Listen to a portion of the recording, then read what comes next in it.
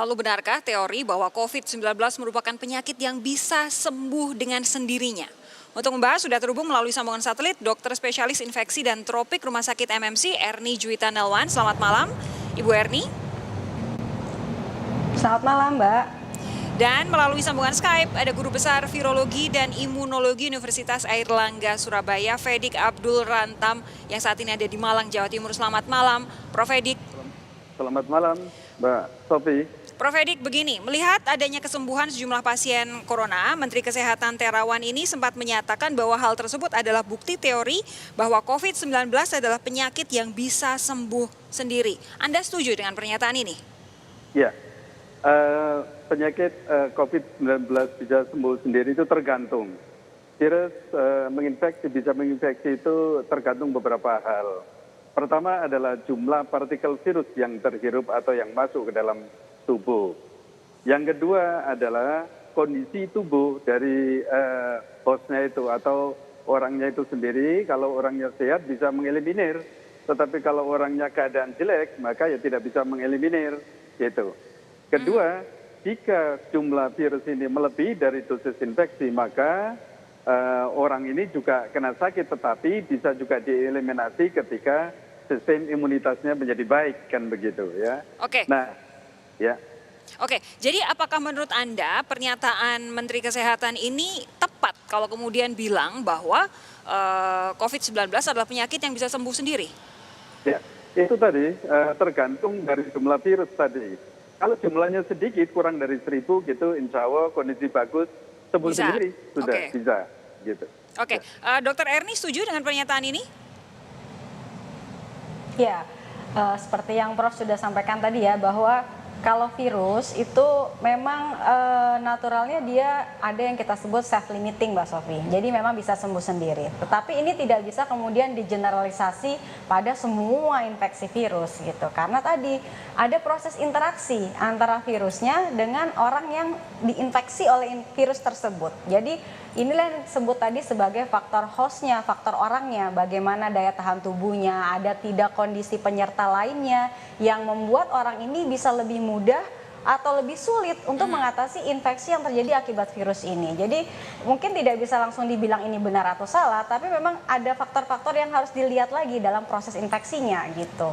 Ada yang disebut jumlah virus tadi, ada juga virulensi, bagaimana keagresifan virus itu sendiri. Nah, ini juga akan mempengaruhi apakah seseorang itu bisa sembuh atau tidak secara sendirinya dari infeksi ini gitu. Kalau menurut Anda, dari apa yang saat ini Anda saksikan, Anda dengar dan juga Anda perhatikan terkait dengan penyebaran virus corona ini, sejauh mana virus corona ini menjadi penyakit yang kemudian bisa ditangkal sebenarnya oleh imunitas masing-masing orang? Ya, jadi gini, kita lihat ya bahwa kalau melihat pertambahan jumlah angka orang yang tersakit atau terinfeksi, berarti virus ini sepertinya mudah menular. Kenapa mudah menular? Karena ada fase inkubasi. Fase inkubasi adalah proses di mana seseorang sudah punya virusnya tapi belum sakit. Kemudian orang ini ya tentu karena tidak sakit, tidak berobat ke dokter, tapi udah terpapar dengan orang yang sudah sakit yang ketahuannya baru belakangan, sehingga mudah menular. Nah, tapi kan kita lihat, kita main angka aja deh sekarang, bahwa dari sekian banyak orang yang positif ada virusnya, berapa banyak yang kemudian bisa sembuh atau recover. Oke. Itu kita bisa lihat angkanya.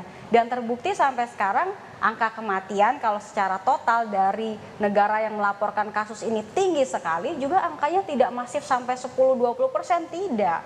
Tapi angkanya cukup rendah, jadi kematian memang bisa terjadi, Mbak Sofi. Tapi ini kembali lagi dikaitkan dengan yang faktor-faktor tadi. Kalau kita bicara virusnya, berapa banyak sih virus itu masuk, berapa ganasnya dia dalam tubuh, mungkin masih harus diteliti lebih lanjut, strainnya dan segala macam. Tapi yang sekarang bisa didapatkan datanya adalah bahwa orang-orang yang memang tidak berhasil selamat atau meninggal adalah yang memang satu, usianya. Kita dapatkan sebagian besar usianya itu sudah lanjut disertai dengan adanya penyakit-penyakit lain yang membuat daya tahan tubuhnya tidak mampu untuk mengatasi virus ini secara natural atau secara begitu saja karena belum ada obatnya ya sampai sekarang.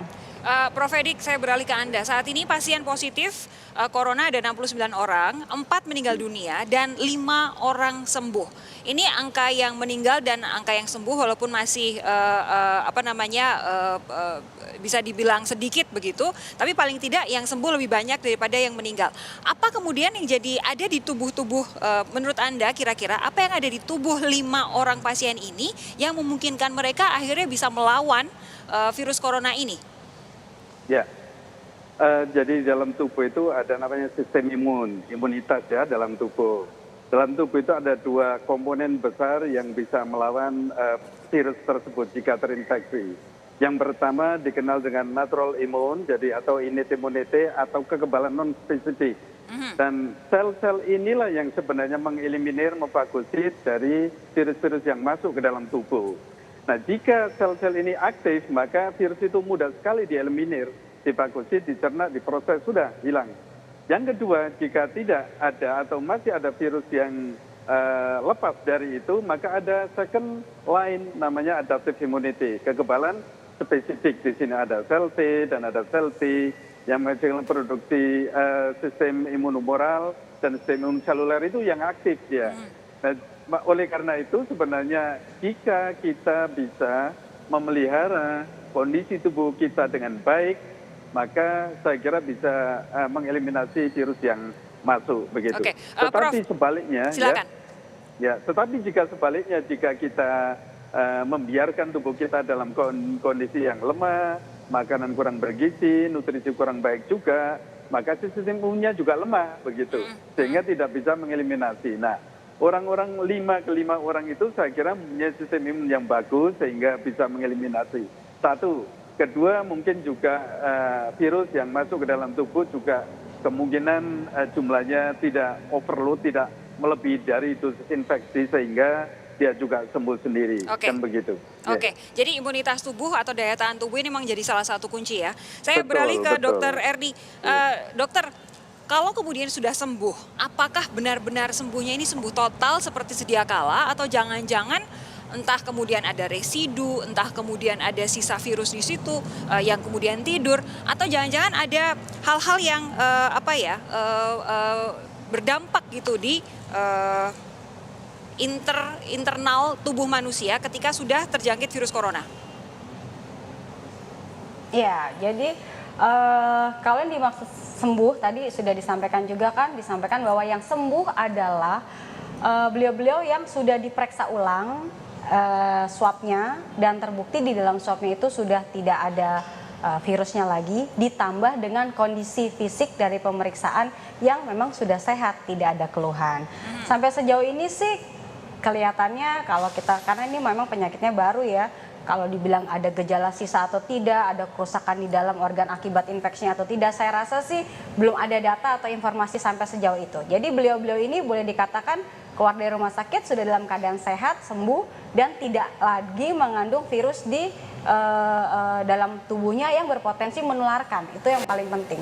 Tapi satu hal nih, kalau kita masih punya risiko infeksi di masyarakat seperti tadi, tidak ada jaminan tidak bisa sakit lagi. Nah, itu dia masalahnya. Makanya tadi disampaikan menjaga kesehatan tubuh untuk jangan sampai terkena lagi menjadi hal juga yang sangat penting buat beliau-beliau ini yang sudah sembuh ini. Terakhir untuk Prof. Edik, jadi Anda setuju dengan pernyataan Dr. Erni bahwa memang kalau sudah sembuh dari virus corona ini ada kemungkinan bisa tertular lagi?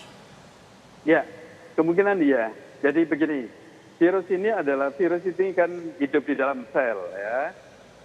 Virus ini juga tidak mempunyai sifat namanya latent infection. Oleh karena itu ketika dideteksi dan sudah tereliminir tidak ada yang tinggal di situ. Nah, pendeteksiannya adalah dengan PCR, berarti DNA. DNA adalah calon partikel yang membentuk partikel virus yang infektif nantinya itu.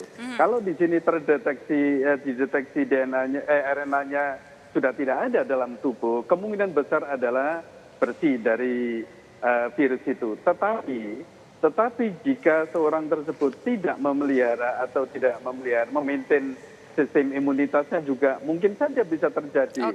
Yang kedua, jika orang ini tidak mematuhi atau aturan kesehatan, kebersihan dan sebagainya, maka bisa juga kemungkinan terinfeksi. Baik. Oleh karena itu di sini kalau kita mempunyai perilaku yang baik, ya, kemudian kita harus bersih, keadaan bersih, nutrisi yang cukup, saya kira tidak ada masalah. Kecuali kumpul lagi dengan orang-orang yang kemungkinan membawa virus itu dari luar negeri. Karena virus itu menurut saya adalah masih virus import, ya. Oke. Virus dari luar negeri, bukan asli dari Indonesia. Baik. Di Indonesia ada atau tidak? Ada, tetapi masih di hewan, ya. Di hewan Baik. itu masih, ya, belum mutasi begitu. Jadi ya. memang harus hati-hati karena bukan tidak mungkin ketika sudah sembuh bisa tertular lagi ya. Prof. Iya, Edi, terima iya. kasih. Dr. Erni, terima kasih sudah Baik. bergabung di Sapa Indonesia Malam hari ini. Input Anda sangat berharga bagi masyarakat untuk membantu publik menjaga kesehatan dan daya tahan tubuh melawan sebaran virus corona.